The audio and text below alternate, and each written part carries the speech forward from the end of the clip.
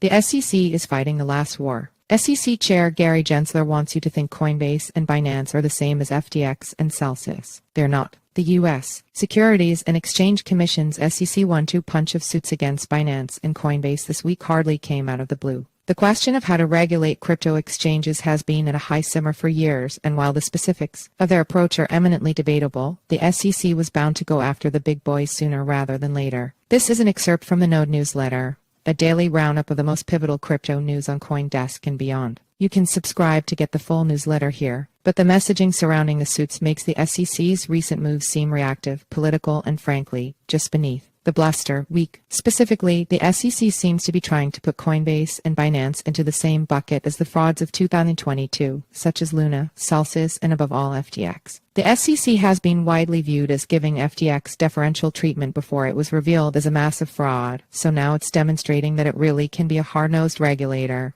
It's just doing so a couple of years late, and to the wrong targets. Essentially, the SEC wants the public to see the current suits as part of a campaign against fraud. In reality, the suits represent a paternalistic attempt to keep people from making what the SEC views as the wrong kind of investments. That conflation is obviously deeply unfair, both to the companies being targeted, Coinbase especially, and to an American public that looks to the SEC for expertise, crimes and sins. The SEC, like all legislators and regulators, can't be expected to distinguish between crimes that break the law and sins that actually harm and exploit people. Regulators enforce codes, not morality itself, but that doesn't mean such distinctions don't exist. The SEC's core claim in its charges against Coinbase is simply that the exchange has made calculated business decisions to make crypto assets available for trading in order to increase its own revenues, which are primarily based on trading fees from customers. There's a complex debate to be had about whether Coinbase could have complied with the rules in the way the SEC says it should have. But the substance of the SEC claim here is that Coinbase broke the rules by creating a service that customers, including me, actually used and then tried to make it better. Whatever that is, to paraphrase me West, it ain't no sin. Yet the Coinbase charges are being tortuously represented as protecting investors against some manipulative, horrifying predator.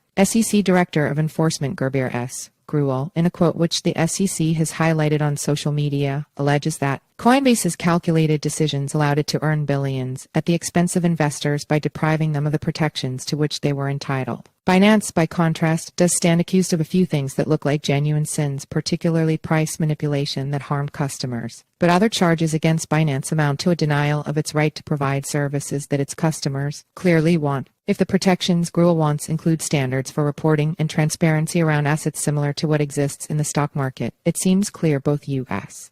and global exchanges would welcome such a regime. But in fact, the SEC appears to think crypto exchanges are exploiting their customers simply by allowing them to do anything so foolish as buying cryptocurrency under their own free will. We don't need more digital currency. The SEC's suit against Coinbase in particular hinges on the moral presumption that cryptocurrency is inherently fraudulent and valueless. This allows them to paint Coinbase CEO Brian Armstrong as the same as Sam Bankman-Fried in the public eye, despite the fact that the first has run a stable and trustworthy service for a decade, and the second was an incompetent boob with zero moral compass or basic mathematical ability. SEC Chair Gary Gensler advanced that muddying agenda this morning on CNBC. He first made noises about the SEC's supposed neutrality on asset quality, but he then launched into a sweeping and frankly boneheaded disquisition against crypto as such, declaring that we don't need more digital currency, we have digital currency. It's called the US dollar. It's called the euro. It's called the yen. They're all digital right now. This is not just an embarrassing misrepresentation, but one Gensler must know the truth of. After all, he taught MIT students about blockchains. He can't possibly actually believe there's no distinction between the banking rails over which he and the rest of the U.S.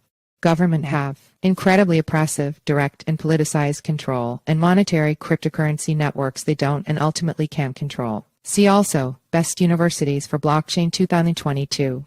Massachusetts Institute of Technology. Gensler appears fully committed, in short, to misrepresenting the underlying facts to the public. An embarrassment of entanglements. This is all best understood in the context of what happened in 2022. In fact, the SEC and other regulators performed pretty admirably in moving against frauds at the top of the crypto bubble. They put productive pressure on both Do Kwon's Luna and Alex Mashinsky's Celsius. But Gary Gensler personally wound up embarrassingly exposed on Sam Bankman-Fried and FTX, above all because Gensler's staff reportedly had ongoing discussions of crypto regulation with an FTX team. That intimacy may have kept them from seeing the fraud. At least one congressman publicly laid blame for FTX at Gensler's feet. Though Gensler wasn't involved, Sam Bankman-Fried's appearances before Congress increased the impression that the FTX founder had special access to regulators. Now, while there are legitimate reasons for the SEC's charges against Binance and Coinbase, it's hard to escape the sense that they are being framed as a do-over for the SEC's and Gensler's FTX missteps. But that doesn't mean they are actually the same thing, and misleading the public to that effect may wind up undermining Gensler's position in the long run.